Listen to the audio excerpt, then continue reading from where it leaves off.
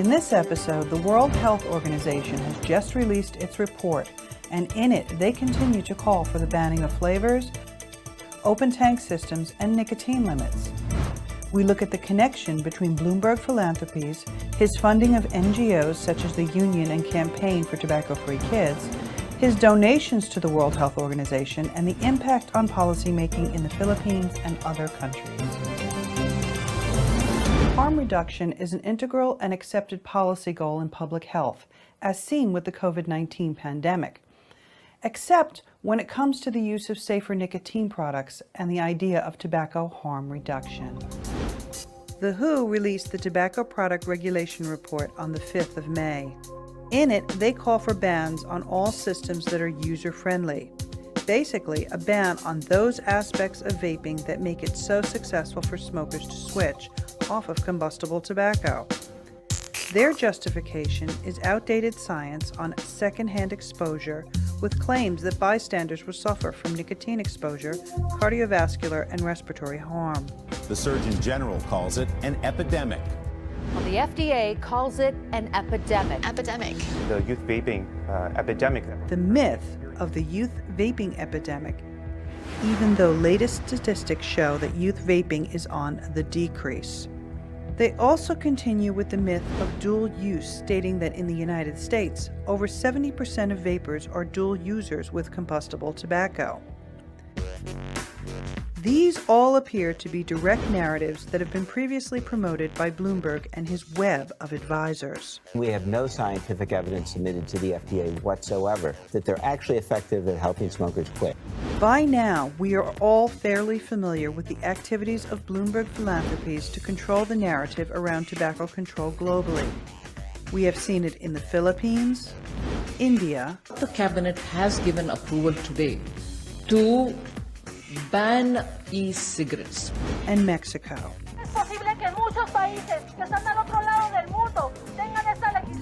Michael Bloomberg donates millions of dollars to the WHO FCTC for tobacco control initiatives and various NGOs that operate internationally towards the goal of banning safer nicotine products. If your kid was doing this and winds up with an IQ 10 or 15 points lower than he or she would have had for the rest of her life. Is that demonstrated?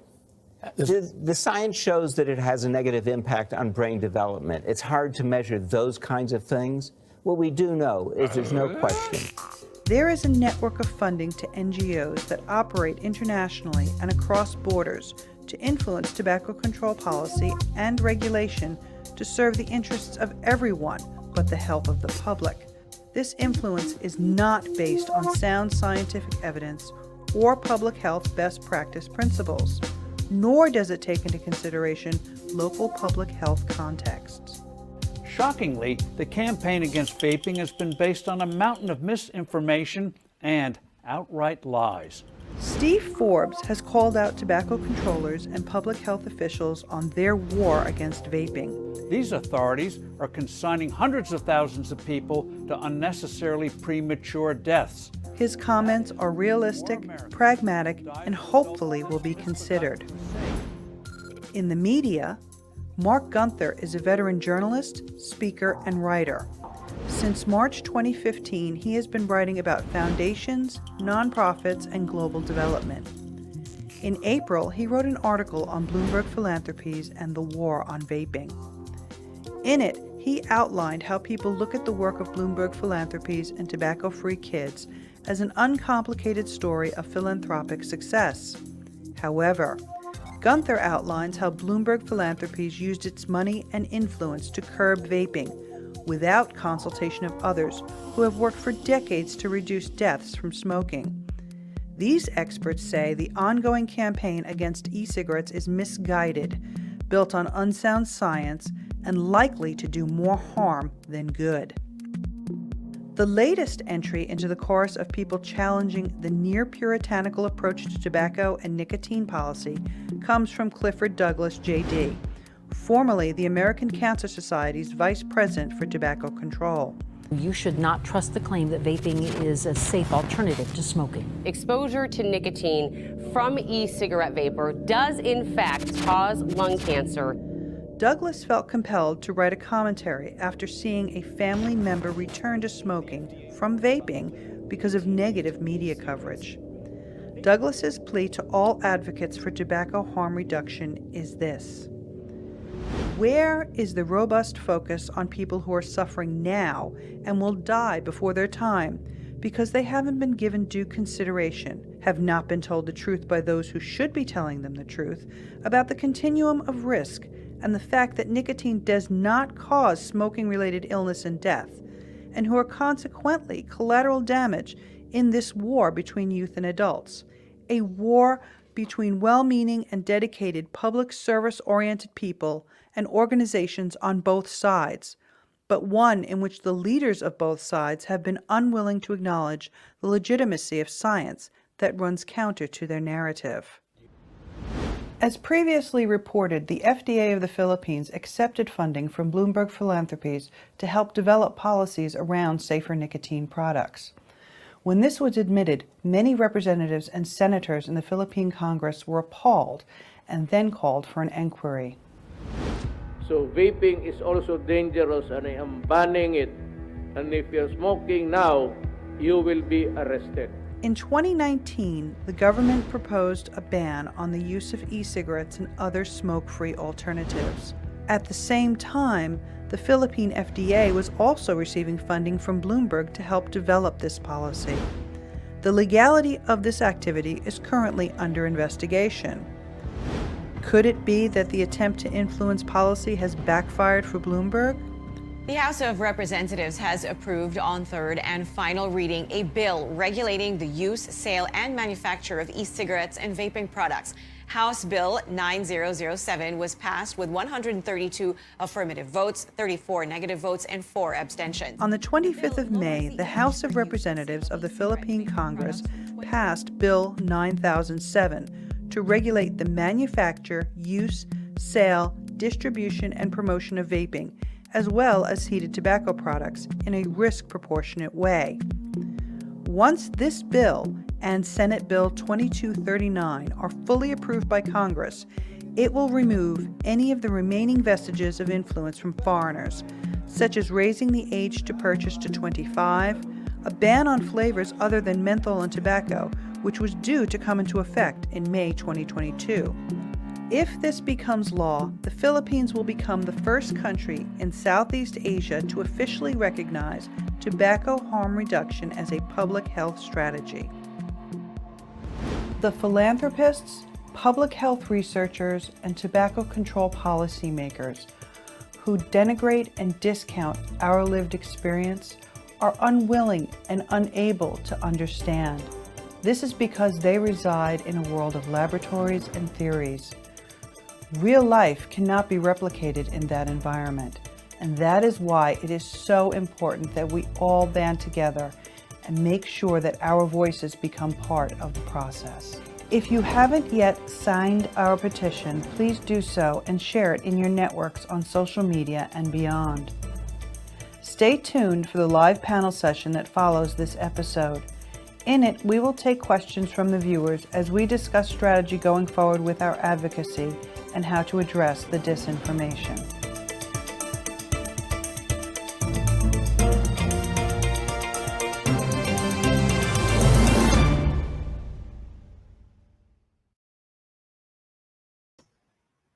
Hello, everybody. Welcome. Thank you for joining us. I'm going to add our panelists now. Here we go. Mr. Henage Mitchell, Miss Liana Hudspeth, Mr. Samsul Arifin, and last but not least, Mr. Paul Blamire. Welcome, guys. Thanks for joining us today. We actually have the first question. It's from Tom. He wants to know what our theory is on why Bloomberg is so anti-vaping. Does anybody want to pick that up and we can kind of discuss that? Go ahead, H. Please do. Okay, Bloomberg, when he was the mayor of New York, was staunchly prohibitionist for drugs. He was staunchly prohibitionist for firearms, and as we all know, prohibition isn't really the best way to handle any kind of epidemic or any kind of problem. Drinking, whatever, it doesn't work. Never has. But that's his mindset. He's absolutely focused on telling people what's best for them based on what he thinks. That is his essentially who he is and what he is, and he has the money to do it. So he's an idealist in that respect. He's not a pragmatist. He is an idealist. And as Carl Jung once said, every form of addiction is bad, no matter whether the narcotic be alcohol, morphine, or idealism. And Bloomberg is addicted to his power and the effects that the money can get to force people to follow his moral code. Sorry, Mr. Bloomberg, you're a capitalist. You're an absolutely horrible person. It comes down to the way you put your own personal agenda into the marketplace. But more importantly, you are corrupting governments and countries and states and nations around the world with your money and your lies. And we're angry about it. And okay, that's gone on for why he does it. So I'll just stop there. Okay. Liana, I'm going to ask you. I have had discussions with Julie Weston from CASA, and she is always apologizing for the effluent that's coming out of America and how it affects everybody else. What is the feeling there in America right now about Bloomberg? I didn't catch the beginning of your question, but I'm assuming that was directed at me. Yeah. All right, because I'm getting a little bit of feedback. Audio. Okay. It's mixed. I see a lot of ordinary consumers and non-vapers that are just going with the flow and kind of ignoring it and just putting up with it, indifference. And as far as vapers, manufacturers, and other advocates, naturally, we're really upset. I can't speak for everyone else. You know, with the pandemic and everything that's been going on top of everything else, it's been hard to just focus on that subject and to see exactly where they stand. It's a really good question, and it's something that I want to look into more, but it's all mixed up. But I would say most people are just kind of indifferent and going with the flow, and that's what breaks my heart. Okay, thanks for that. I'm muting people, and then I'm going to unmute you because we're having audio issues here. We have another question. If the Philippines Senate passed the bill to regulate vaping, where are the other opportunities and risks in Southeast Asia to decide this decade for risk proportionate regulation and legislation? I'll take that one. And then I'll let H take that one afterwards. If the Philippines is able to get this through, if they're able to get this past the post, it will be the first country, obviously, in Southeast Asia to have risk proportionate regulation. If this does happen, there is hope, and I'm going to ask Sam about this when I finish. There is hope that other countries that are deciding about possibly regulating, that they will now have a template to follow. And I believe the next country up for that discussion is Malaysia. So I'm going to bring Sam Sewell into this and ask him to have a little feedback on this. Sam? Yeah. All right. So talk about Malaysia. Okay. I'm sorry if I'm a bit of a downer here, but we are just so tired with the whole situation. Malaysia is under a lockdown right now, and probably it's best for me to paint a picture of what's going on here in Malaysia. Earlier on, you were talking about Bloomberg, but somehow the effects or the reach of the Bloomberg initiative in Malaysia is somewhat isolated. We are not really influenced by that. But the thing is that what's been happening with WHO and their approach of being very prohibitive. Here in Malaysia, we have similar problems because the problems that we are facing is mainly with the little Napoleons in the Ministry of Health and all the other government agencies. So it's really like talking to the wall. You know, they are hell bent at stopping regulation. So what we did was we reached out to the policymakers, the elected representatives, and we somehow adopted a guerrilla approach. So we went down to the parliament, and most of them are smokers, and we give them a vape pen and ask them to try it on, and try to convert them into vaping, and much to our surprise, they took it up, and even to the point where one of the ministers in the parliament was caught vaping, and somehow that's a good thing, and this is the situation that we are facing now. The current situation in Malaysia is that we are now regulating, wait for it, zero nicotine liquids. Now, some people might say that, okay, they are at least moving towards regulation, but to me, I don't see this as a step forward. It is really a step backward. And, let's look at what is zero nicotine liquids consist of. PG, VG, and flavorings, basically things that you make for ice creams and cakes. Why would you want to tax and regulate that? And that will not help the government in terms of tax collection, and also it's not going to help the vapers. So we have launched a petition to voice our dismay and our issues with that, and we have garnered about in excess of 10,000 supports for that online petition. Okay. Do you think the Philippines, if they do this, it's going to help you though?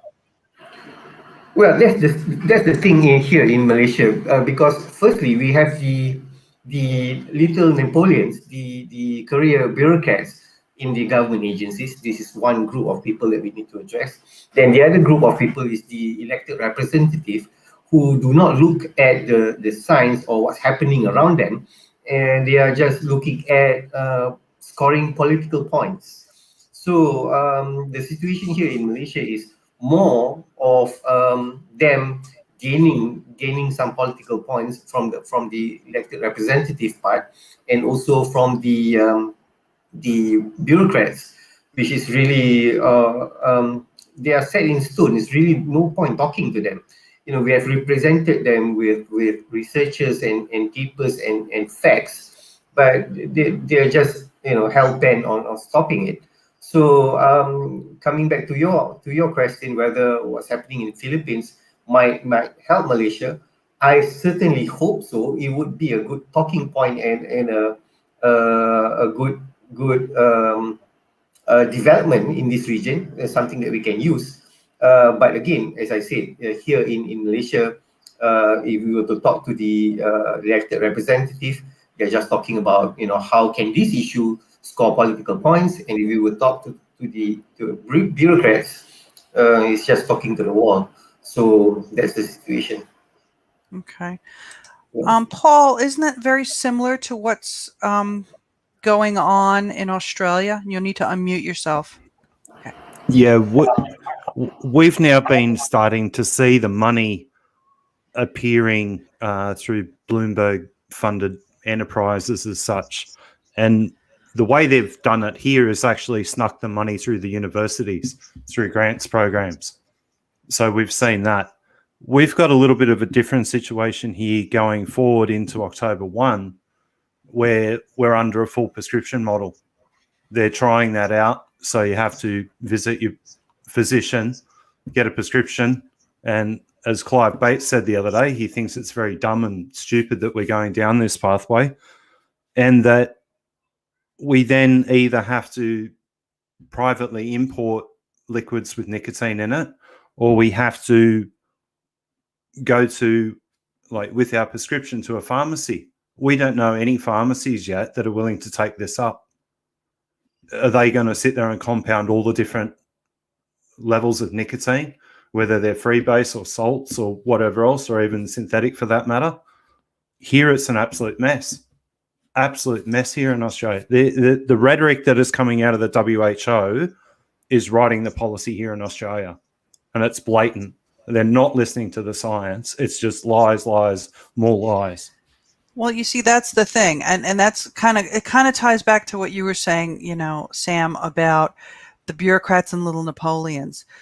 And this also ties into something that Clive Bates has been talking about. I don't know how many people are aware of the letter that he and a bunch of experts sent to Tedros, I can never pronounce his last name, the head guy of FCT and FCTC, about the tobacco regulation report. Now, I don't know how many people are aware of it. For the people that aren't aware of it, basically this report calls for bans on everything.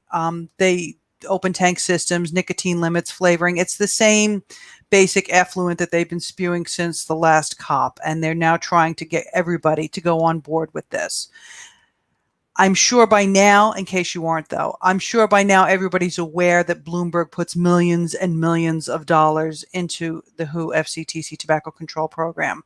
So even though Bloomberg may not have a direct effect on what's going on in Malaysia, he does have an effect on anybody or any country that is a signatory to that agreement because of his influence. I am going to ask H, if he would be so kind. Can you give us a background a little bit on Thailand? Because that's the other big country where there are a lot of vapors, but you're taking your life into your hands to vape. Unmute. Unmute. Hello. Hi. Right. Okay.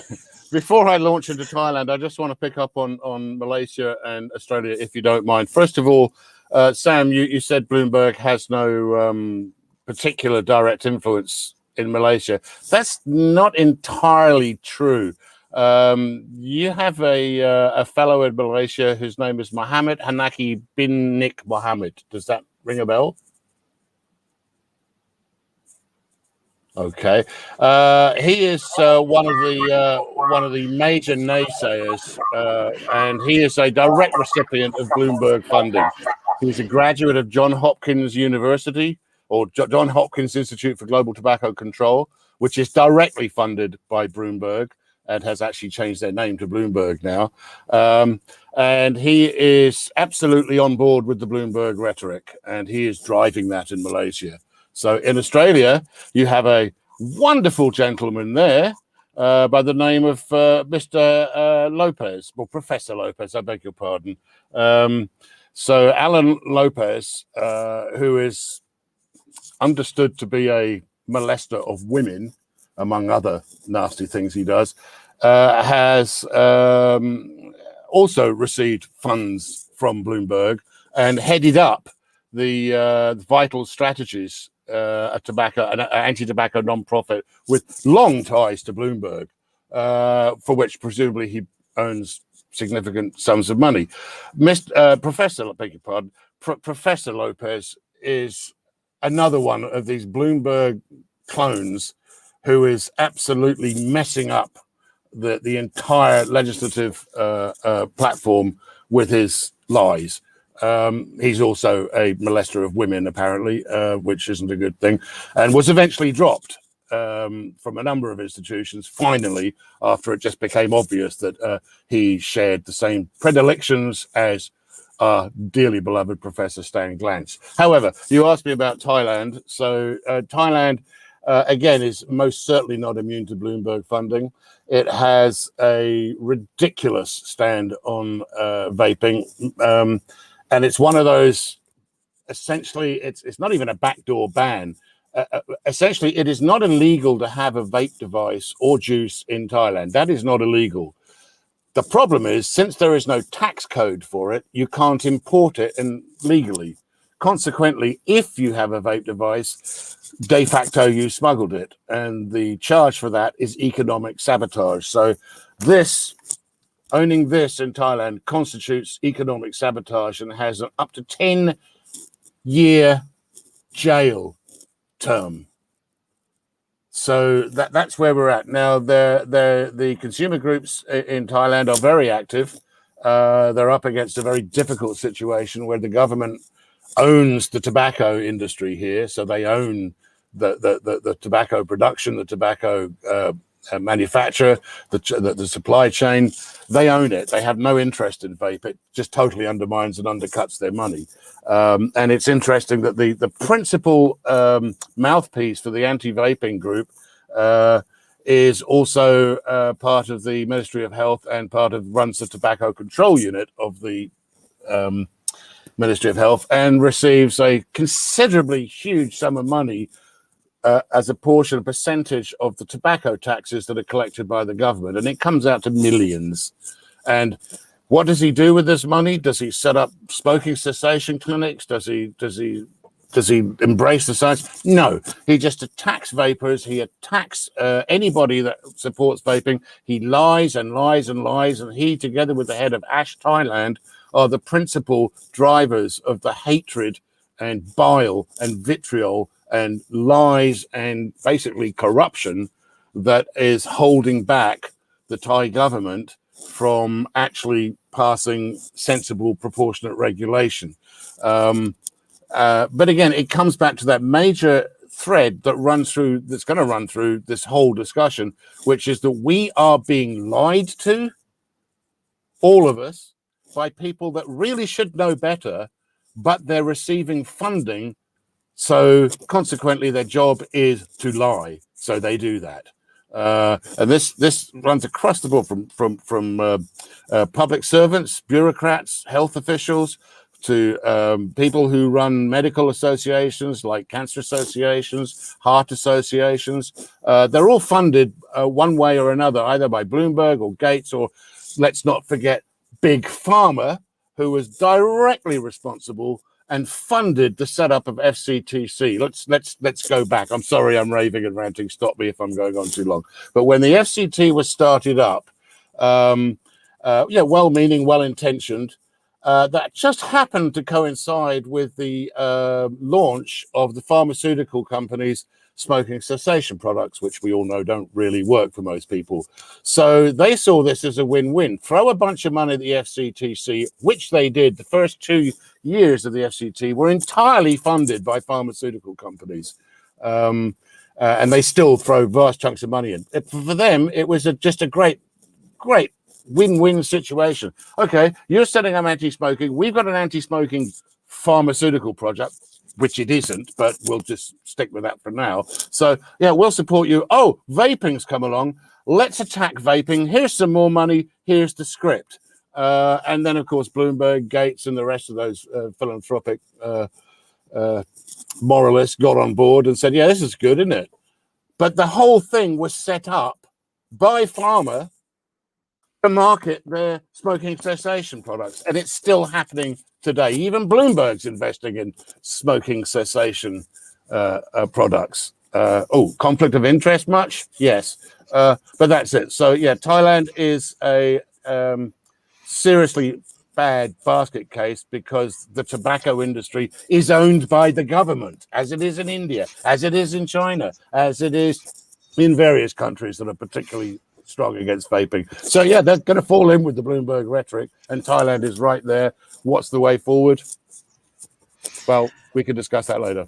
Yeah, I mean, and here's another thing, and this discussion has come up only in the past couple of days. I don't know if people are aware, but Konstantinos Farsalinos has been attacked in the British Medical Journal. And he has found out that, Bloomberg and these people are also paying journalists. Not that this is surprising to any of us. I mean, but this is the thing, and this is the point where we're having this discussion, is you need to understand the enemy, friends close, enemies closer, right? But you need to understand that this web is so entrenched. It's public health, it's governments, it's the WHO, it's journalism. And this is what we're up against. Now, some of these, this is what makes the Philippines such an amazing success story, hopefully, because the people have been excluded from this, and they've done this because they know that if we get out there and we speak and we tell our stories, that we're going to humanize this issue. They don't want this issue humanized. I mean, that is the number one thing that will probably shoot this whole thing down. But in saying that, okay, I think that like what Sam had done has done in Malaysia and will probably continue to do, you need to take your advocacy and you need to take your actions and you need to A, understand your enemy, but B, you also need to adjust it to be able to make it relatable to the people that you're dealing with. And that's something that we all really need to work on. One of the things I wanted to bring up is a lot of the time, a lot of us are, go on about the science. That's not our job. H was with me at that GFN back 4 or 5 years ago when Clive Bates was talking about what the consumers need to do. And he said this again recently. We need to humanize this. We need to tell our stories. There is nothing more important than our stories. We are the evidence. Okay. And the people that are against us are saying, oh, it's just anecdotal, or it's, it's not verifiable in a laboratory. We are the evidence. And right now is, how do we all work together in order to be able to work in the various locations that we have with kind of enmeshed with the scientists? The scientists do their thing. We do our thing. Our thing is we talk about our stories. We need to be able to communicate effectively. We need to make what we do relatable. I'm going to bring Liana back in on this. I know you're a newbie and I know you're probably like, oh, stop doing this to me. But I want you to give me your input on what you think as a new advocate you would need to be able to be effective in this way. Thank you. Paul and I were just talking about this. I don't have all these amazing facts stored up in my mind to just regurgitate. I am a new advocate. I've only been vaping a couple years. I know what it's done for me. I know that I was asked to do a news interview once right in front of my salon when I had only been vaping for a few months. And I had a client tell me, do you know what this stands for? And she said, look it up real quick. And I went out there and I got in front of, God and everybody and spoke my mind on something that I was passionate about because it saved my life. And Paul and I were discussing the gap between the science, the consumer, and the general public. So looking at it from my point of view, no letters behind my name, we need small, digestible chunks. Something that's just as easy to digest as those flashy headlines that Bloomberg and everyone else has just been swaying to and feeding to the general population. It's not just vapors that we need to reach. It's everyone. It's everyone. It's the person that has no history of smoking, but their dad smokes. Their brother smokes, their sister smokes, their mom smokes, whatever. It's everybody. So the links between the science and the facts that are truth need to be put forth in small, digestible, easy to understand facts. And if they want to dig deeper, then they can dig deeper because there are those that will. Me, I'm better one-on-one with people, and working with them like at my salon. I have a client who is she's an administrative nurse who's on leave. She gave me permission to document without her name, her trying to quit using vaping. And I want to help her do that. I'm going to help her set her up with the right device, this and that. And we're going to log everything. And I've already got a lot of the facts written down. That's what I can do for me, the one-on-one thing.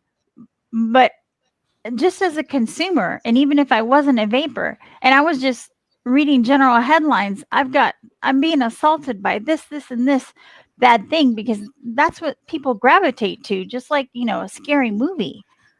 We need more small bits and pieces that are easy to digest, that are just as easy to remember as EVALI, which needs to be renamed. Okay.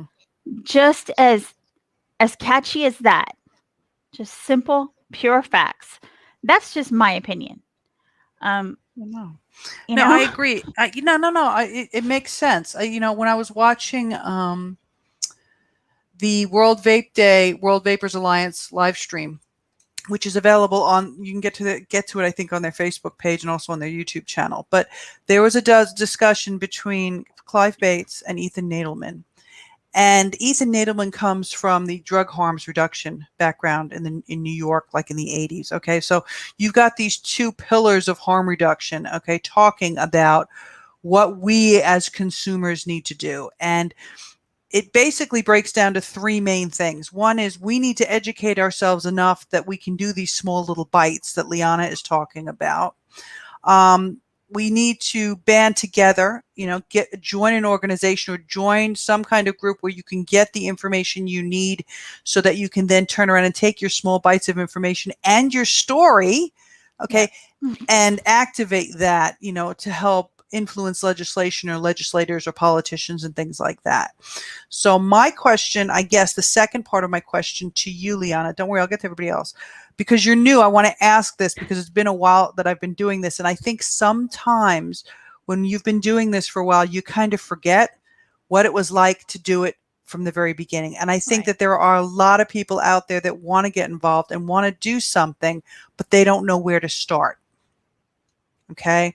So what is your thought about what we as advocates that have been around a while can do to help you or the newer advocates get involved, stay engaged, and fight the battle effectively?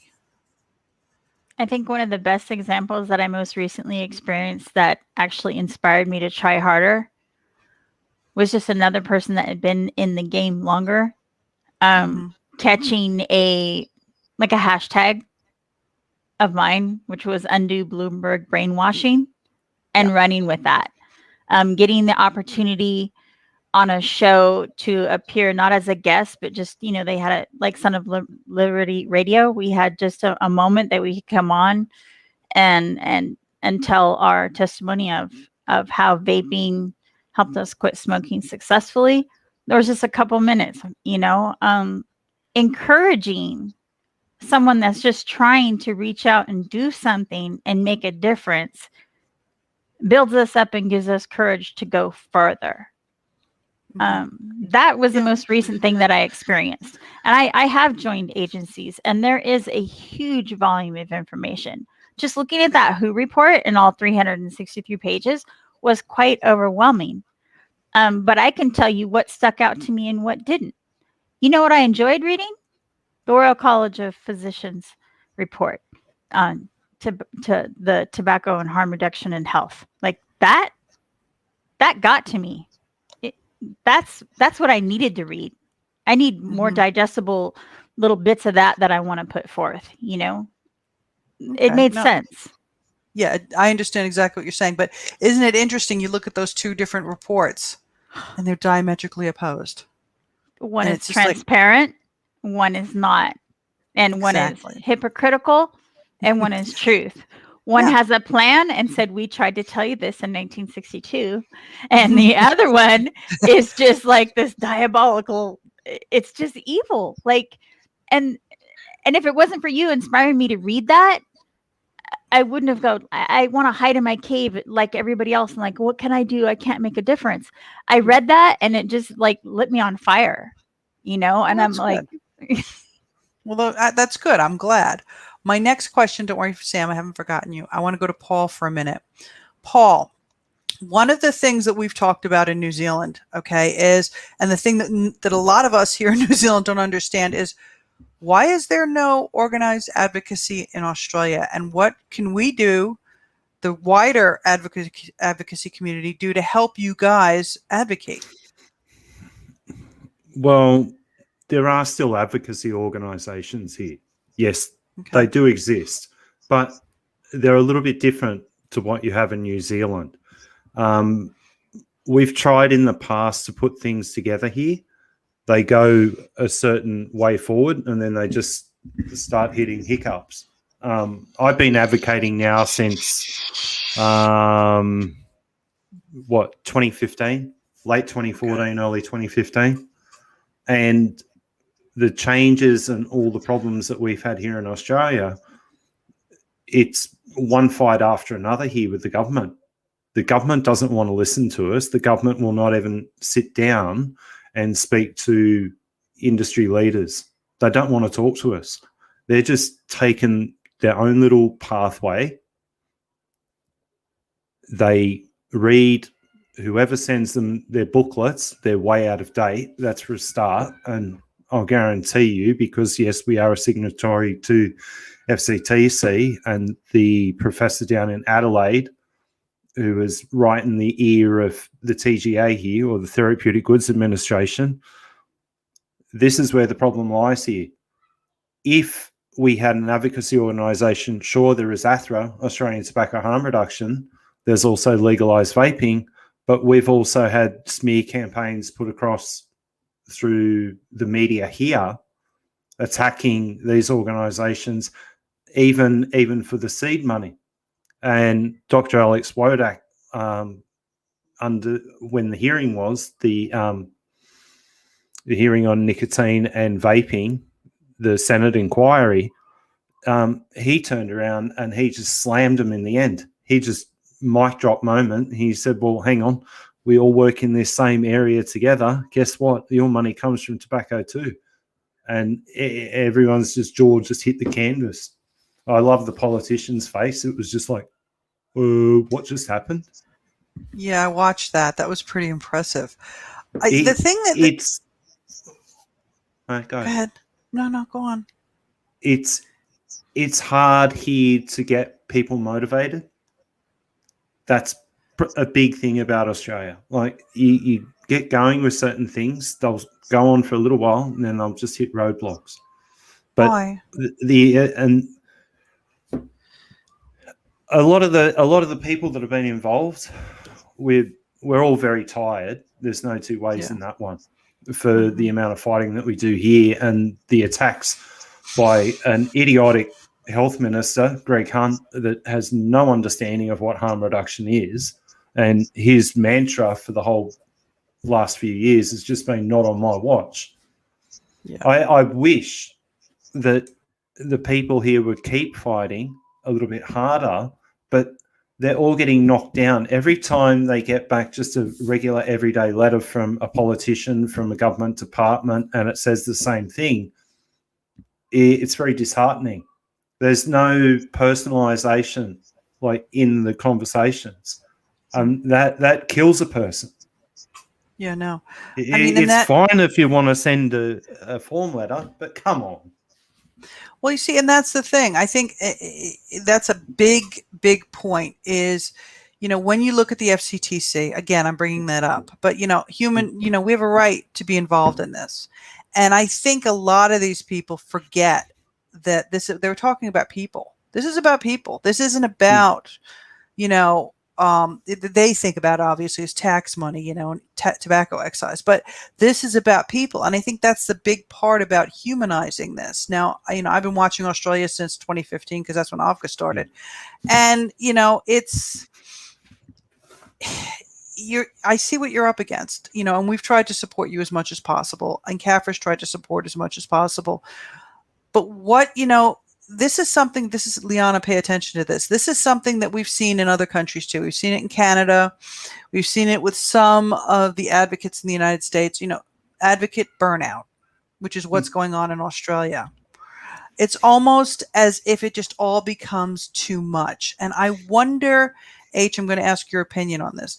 I wonder if that's because we're not focusing on ourselves and our stories. We're too busy trying to do all these other things. And maybe if we focus down into our stories and making it about us and not about them, that maybe there would be a little more fire there. H, what is your thought on that? Unmute.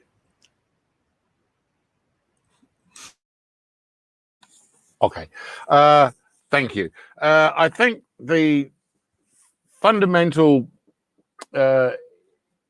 issue that we had to grapple with is exactly what Paul said. We need to humanize this. It's what everybody says. So you're right. Our stories are compelling, and regardless of how you feel about politicians,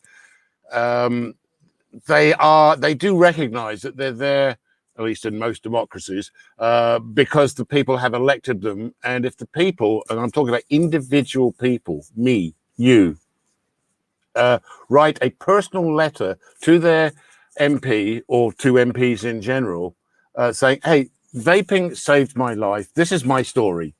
This is my testimonial. That has an impact. Far more so than a scientific document, because they're not scientists. The very few of them that are, will read the science, perhaps, but a personal letter is important. And I think the fundamental thing that every vapor should be doing is just filing their testimonial wherever anybody asks for a testimonial. And it's as simple as writing it once, copying it and pasting it and sending out whenever and wherever. CAFRA has a page for testimonials. AFCA has a page for testimonials. I think MOVE has a page for testimonials. Australia, you have a capacity to collect testimonials. Liana, you have the capacity to encourage other vapors to say, look, give us, just share your story. From once that story's done, as I say, you could copy and paste it. Organizations such as MOVE, such as CAFRA, can supply the contact details of politicians in your country, and you can just take that list and start firing out emails from your own email account to the politicians, your MPs, other MPs, ones that support vaping, ones that don't support vaping, and just get that out there. Flood their inboxes with testimonials. Put those testimonials up wherever you can, because our voices are incredibly powerful. On our own, not so much. Together, unstoppable. And I'll say this before. I've said this before, and I'll say it again.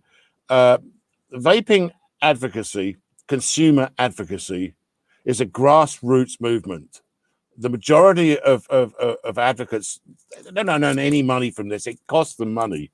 They don't have support or anywhere. They're doing this because they're passionate about it. And that's the key thing. All of us who've used vaping to get out of cigarette smoking are passionate about it. It's something we did ourselves, and we're really happy for it. And we see in our own health, in our own bodies, the difference that it's made. Our families see it. We know. We can look at the science and yes, 95% safer, but the newspapers are saying it's not. It's just as dangerous as tobacco. That's a lie. We have to just keep putting out there whatever they say is wrong, because this is my personal experience, and that really has an impact. And as consumers, that's incumbent on all of us to share our personal experiences, what it did for me, why you're wrong, why what you're doing is going against my rights, my choices, my health, and why it's not helping anybody except not even really the tobacco companies, because they would transition immediately to less harmful products if the demand was there and the regulatory framework was there. End of problem. That fundamentally, your story is powerful, more powerful than you probably realize. And when all those stories are put together, they're unstoppable. As I said, we are grassroots. And the thing about grass, you can cut grass. Grows back. It will always grow back, and it always grows back stronger. So bring it on. And the other thing to add to that, that's very good, families too. Kids that, their parents used to smoke and they couldn't walk a mile with them, and now their parents can be active with them. And, grandparents and spouses and friends, all of those are part of our narrative. And those are the things these people need to hear. Now, in saying that, Samsul, you said you got 10,000 people to sign the petition. Tell me about those 10,000 people. Who are those people? Are they vapors? Are they friends of vapors? How were you able to get them to get engaged and to sign that petition? All right. We managed to get 10,000 support for the online petition in a short while. Within about slightly more than a week, we managed to get 10,000 support. The thing is that about Malaysia and Malaysian vapors is that we are very passionate about it. I would say that the nature of the vapors in Malaysia is somewhat mature, and they understand the issues, and they are totally on board. So what we did was, because we have a online movement with a Move on Facebook, we have about 50,000 members there. So when we launched our petition on our Facebook page, it got a lot of attention and a lot of support. And this petition was addressing the issue about the zero NIC tax.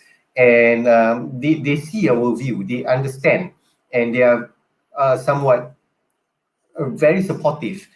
So that's what we did in Malaysia. And to add on to that, I would like to say that the Malaysian vapers are really mature. You know, there's a huge group of vapers here in Malaysia, but it is not growing. It is not growing due to the fact that we have been getting a lot of bad press, and we have not been able to reach out to people who are anti-vaping. And recently, there's been a movement, aggressive movement, to ban vaping from the Anti-Cancer Association because there's been a viral video about a child, vaping, and so I reached out to the local newspaper and told them that, look, we are against underage vaping as well. We are not for it, we are against it. And this is why it is more important for us to regulate it rather than for us to just, dismiss it off. So coming back to what you asked me earlier on, Nancy, it's just that, again, in Malaysia, I'm not too sure how the situation is in other countries, but the vapers here in Malaysia is very passionate about it. They are very supportive. And we do get a lot of support whenever we launch any campaigns or any petition. Okay. Yeah. No, I mean, and I think that's a big, I'm going to mute you.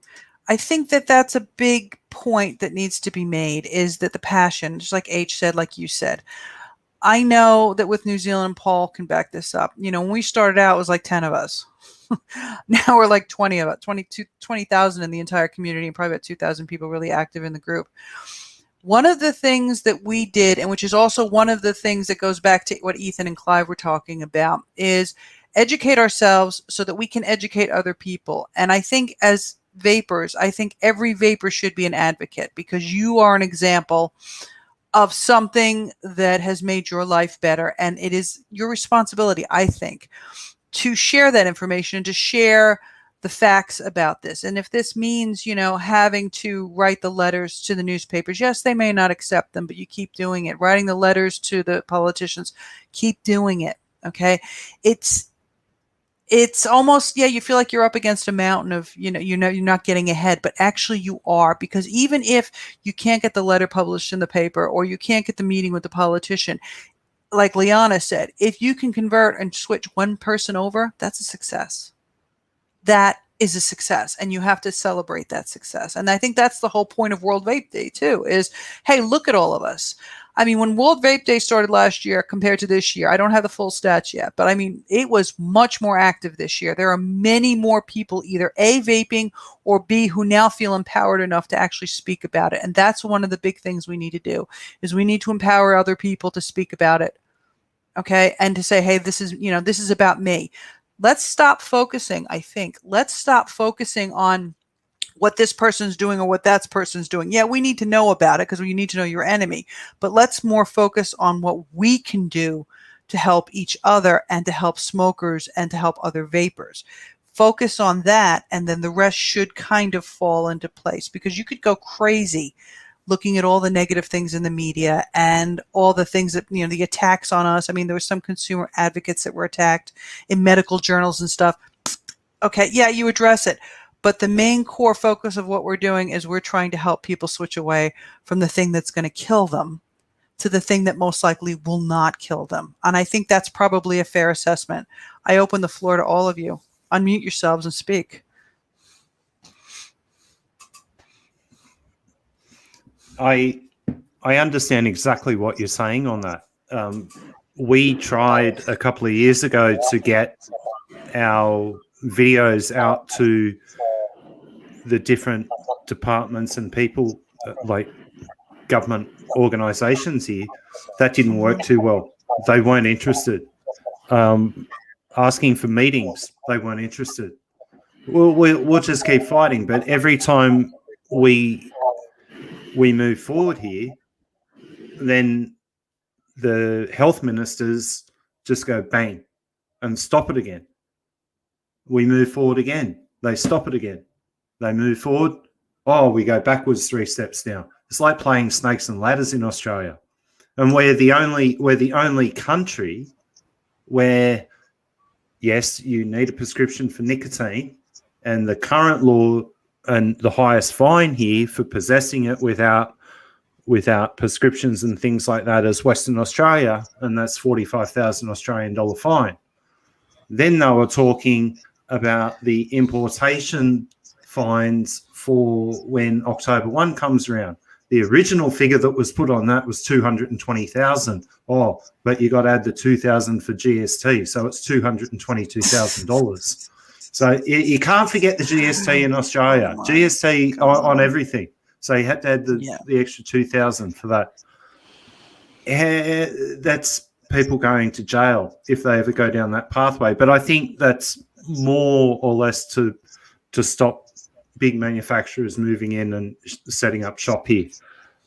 The other problem that we have here is putting together a proper framework for the liquid manufacturers and for the vaping industry. There's a whole lot of different things that need to be done. The lid has to be lifted. The lid has to be lifted on manufacturing processes. There needs to be proper videos put out from the manufacturers showing their ways through their labs, showing that everything is clean and above board, that it's not being made in your bathtub. Right? That's another thing. There's small things that all need to add up into one big picture. But until everyone comes and sits down or does their own little part, we're not going to move forward real quick here in Australia.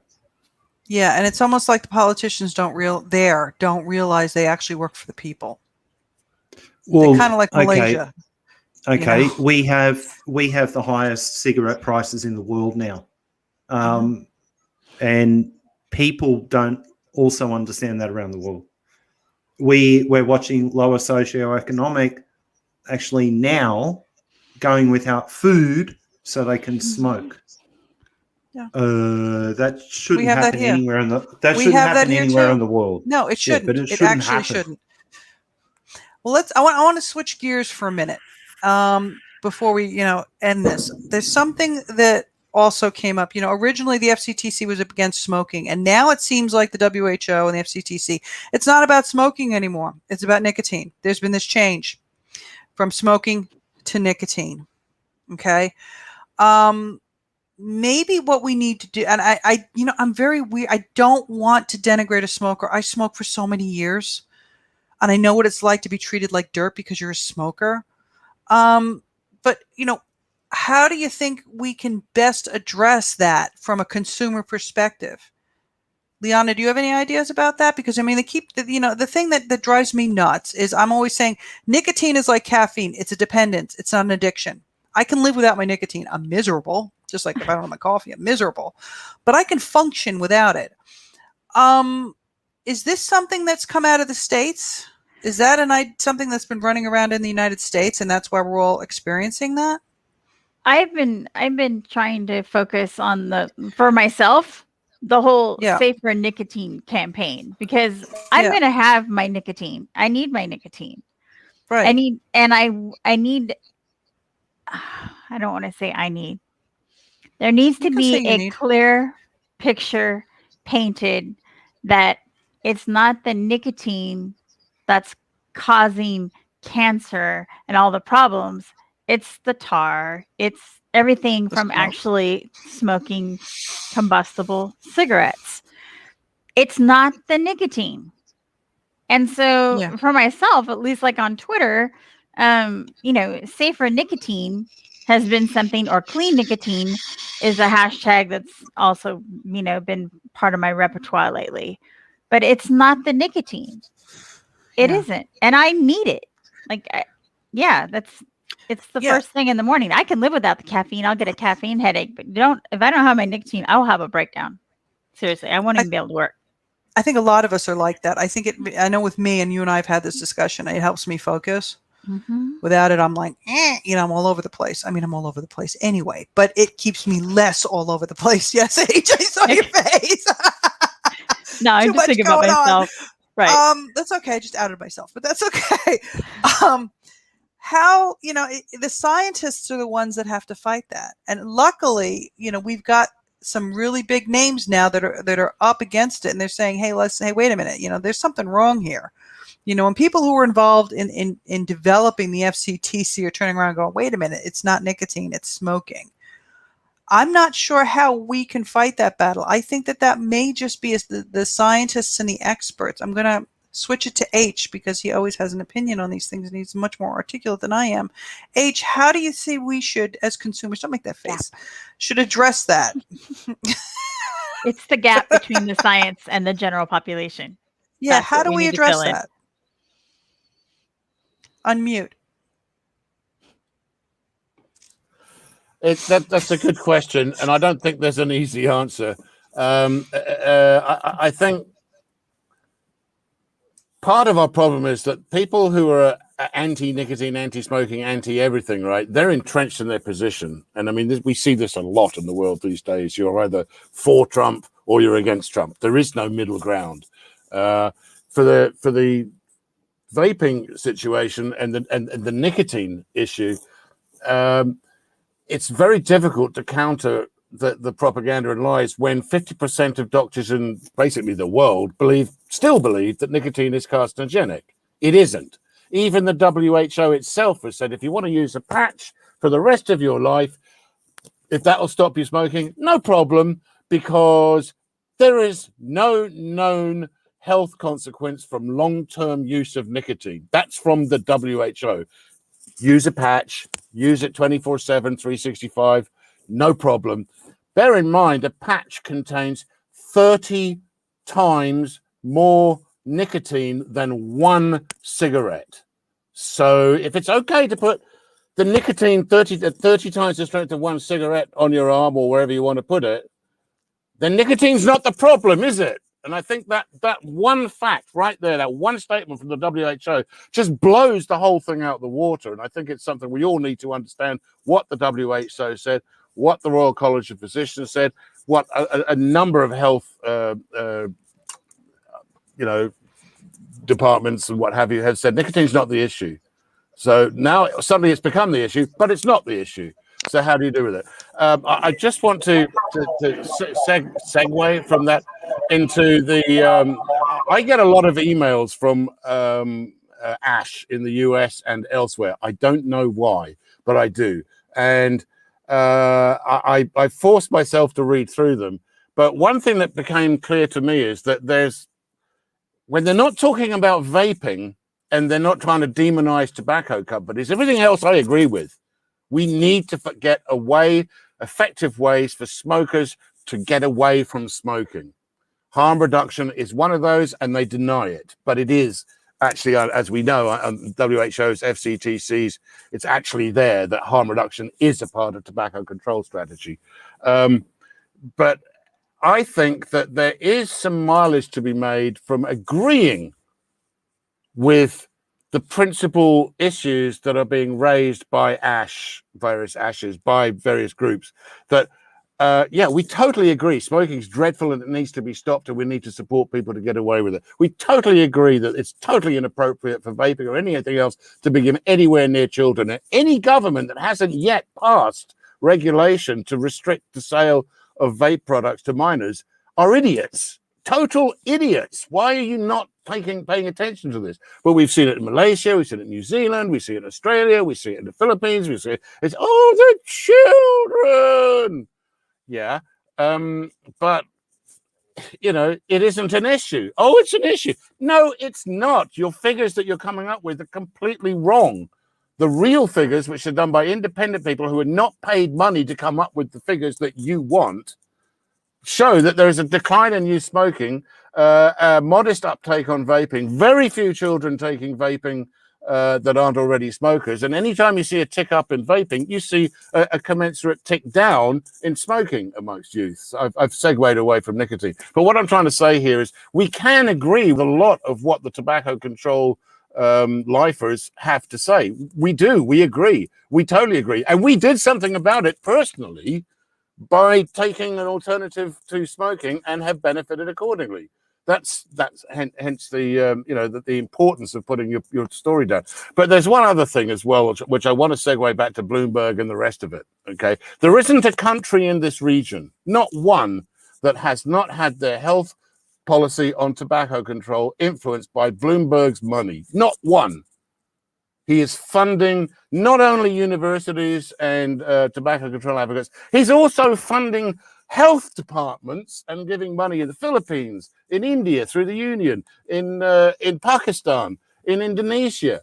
It's pernicious. And here's the thing, what the Philippines has noticed, and I have a great deal of hope on this, is that, you know what, this foreign billionaire and his money have corrupted our sovereign nation's right to make decisions based on evidence that is clean and truthful for the benefit of the people. Basically, what's happening here is the Bloomberg Foundation and others are actually corrupting sovereign governments throughout the world, and particularly in Asia. And whether you're a vapor or a smoker, whether you agree with it or whether you don't agree with it, there's one thing that anybody that is a citizen of a sovereign nation can most certainly get behind is, why is this government allowing foreign entities to fund and manipulate and direct health policies using, in this case, totally wrong science? There's laws against that kind of thing, both in the US, where Bloomberg is based, and also in every single country in this nation. In Australia, it's really, really clear. It was done to stop Chinese influence, but it works for us. Look, this guy's taking money from a foreign entity and he's influencing politicians. That is constitutionally and legally unacceptable. It is a crime. So if you're accepting money from Bloomberg or Pharma or whatever and spouting out their line, you have been corrupted, and you are deliberately using those funds to corrupt our sovereign government. I'm going to I segue. think that's a point we need to get across. And I there's think another point.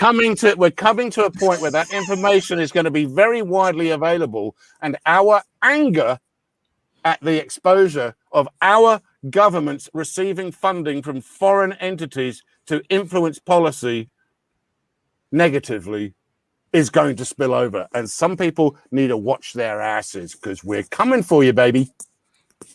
I'm going to segue into that. There's another thing as well. You have a right. You have a human right to harm reduction. You have a human right to make informed choices about your health. I'm always harping about this. People are like, oh my God, but it's in the FCTC Article 1D. It's in the UN Declaration of Human Rights. Okay. Not only are these foreign people going around and messing with sovereign countries, but individual human rights are being denied and stepped on. And that's something, a little small bite for you, Liana. That's something that also needs to be pointed out very clearly, because it is a right. There's a human right to health.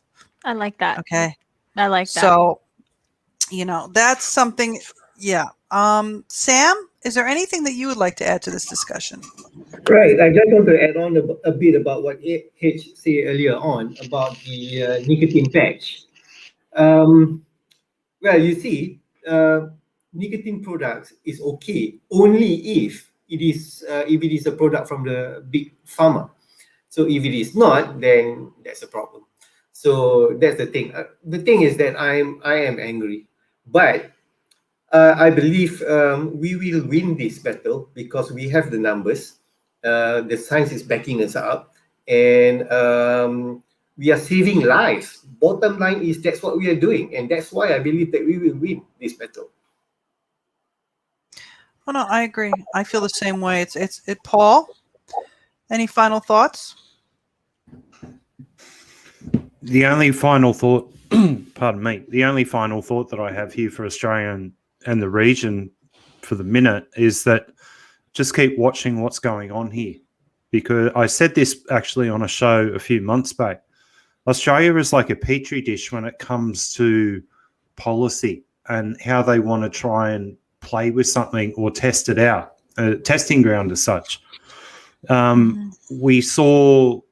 We're seeing that now with the prescription model, And there's been other chatter from a couple of other countries that they might also look at it if it works here, which I think is very, very stupid. But plain packaging laws, that all started here in Australia. Taxes or tobacco taxes and how to hike them up through the roof, that all started here as well with some of the bad policies that we've created. But please, if you see calls to action for Australia or you want to know what's going on, find us on Twitter and go down the rabbit hole and try and help out with what's going on here and in Malaysia. Where are you at now, Henage? Are you in Thailand? If you're in Thailand, help out there as well. Nancy's over there in New Zealand and Liana's over there in the US. We all have problems with this same entity. How about we try and wipe a bit of sheen off this entity and say, well, look, enough is enough. You've been polluting the water now for so many years. Get out and let us swim. It's our time, not yours anymore. Bye-bye, Bloomberg. Get out of the water. Yeah. You're not welcome. Yeah, I mean, and that's the thing. And the more we fight again, and this is, you know how things always get worse? The night always gets darker before this dawn kind of thing. You know, things always get worse before they improve. I think that's what we're seeing. And I think that's what Samsol's talking about. And I think that's what H is talking about is, you know, the more we know and the more information we have, the more they're going to try to, you know, castigate us and knock us down because they don't want the truth to be out. So we've got to stay strong in that. And we have to, you know, keep fighting because it's about us. It's not about them. It's about us, you know? Liana, do you have any final thoughts? It's hard for me to put into words, but, you know, when I read my fellow humans saying, why do I have to fight for something that's saving my life, that changed my life, it just gets to my heart, you know. I don't really have final thoughts because I get tongue-tied on things like this. All I can say is I'm going to do what I can do, and I'm really glad that you reached out to me, that you had me read those things, that that people embraced that I wanted to do something more, and that you had me look at this on a global scale. You know, it's easy for me to get caught up in just my country, you know, and I saw a little bit of Australia naturally because of Paul's influence. But to look at where every country is at, to really look at it on a global scale, really, it reignited me.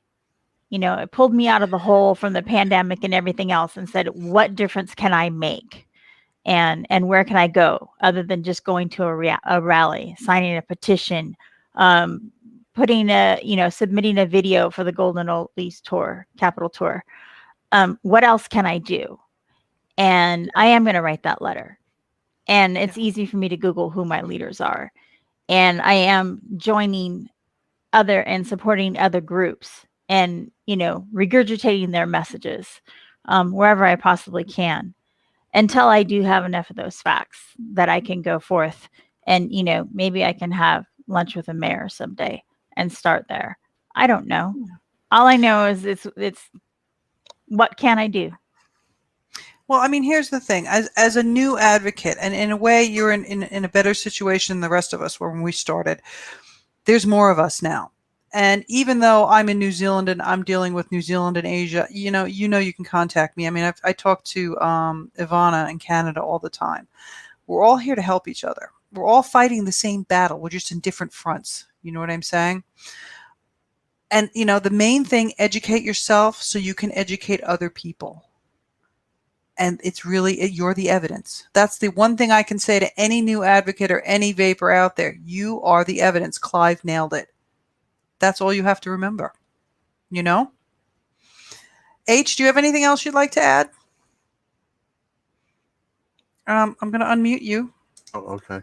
First of all, I'd like to say thank you very much for having me on the show, and honored to be in the presence of Paul and Sam and Liana. Really appreciate it. For anybody that's listening, I think there's a couple of clear takeaways from what we've been discussing. Your story is absolutely pivotal in getting the message across. We don't have to fight the vested interests, all of them, for everything they say, because some of what they say is actually appropriate. Yes, we all share certain things. So I think it's important to not just launch into an attack on somebody without saying, you know what, you've got some good points. We agree with this. This we agree with, but we do have an issue with this because, and this is why. That way you're giving them some support. You know, dear politician, we really support your efforts to end smoking and what have you. However, you know, you're ignoring one of the key ways of doing this. Here's a shitload of evidence that you can have a look at, which you can't be bothered. But again, if a lot of people do that, it pulls the needle back, right? So we all have the opportunity, and I think that the moral duty to do that, to actually get our stories out there and engage with the regulators and politicians to let them know. And finally, though I could go on, as we all know, for forever.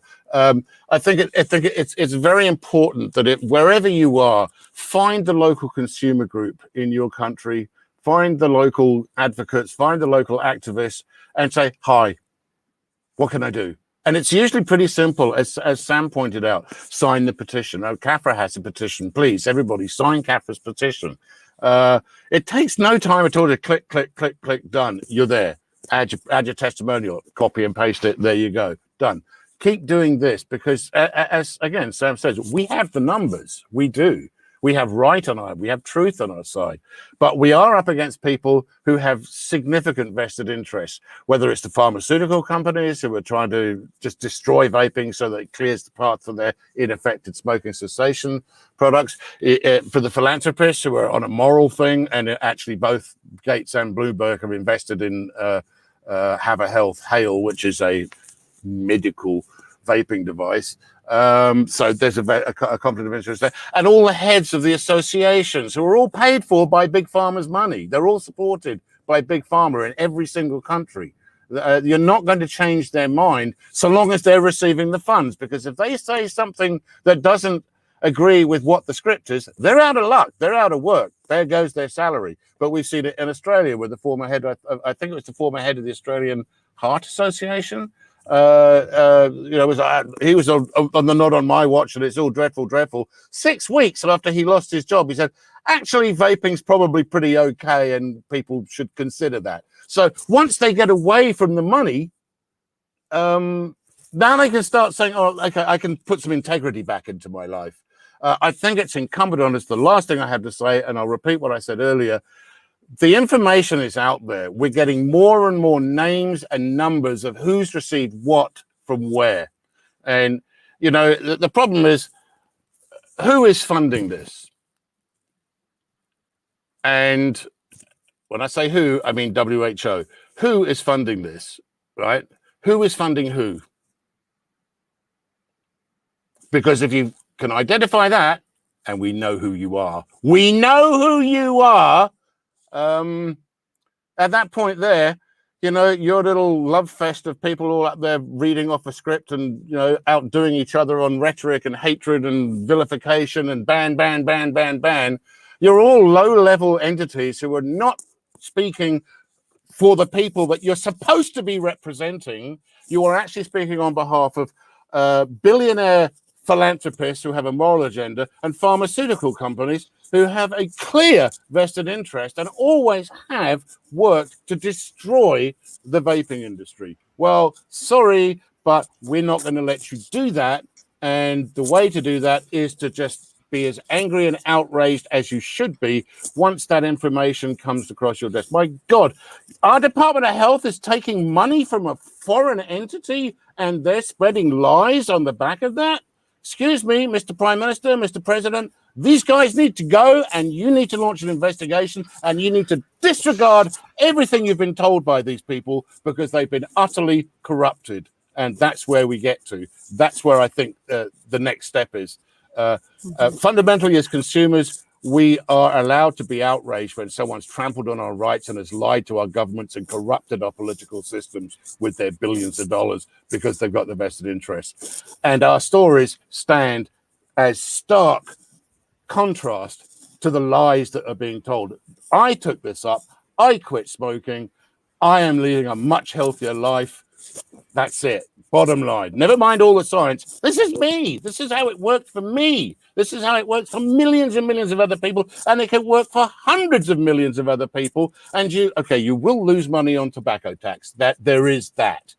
But hey, you're only collecting the tax because you say you've got to use that money to offset the damage that the health issues that are created from tobacco. You won't have those anymore. You don't need the money. You tried telling that to the government, but that's where it all comes down to. Money. Yep. Thank you. Hey, everybody. Thank you for joining us today. I hope you enjoyed this conversation. I hope the people that are watching enjoyed this conversation. We'll probably do this again next month with, more people or different people or whatever. You just let me know. But any comments, leave it on the CAFRA Facebook page. I'd really appreciate that. And to my panelists, thank you all for joining us.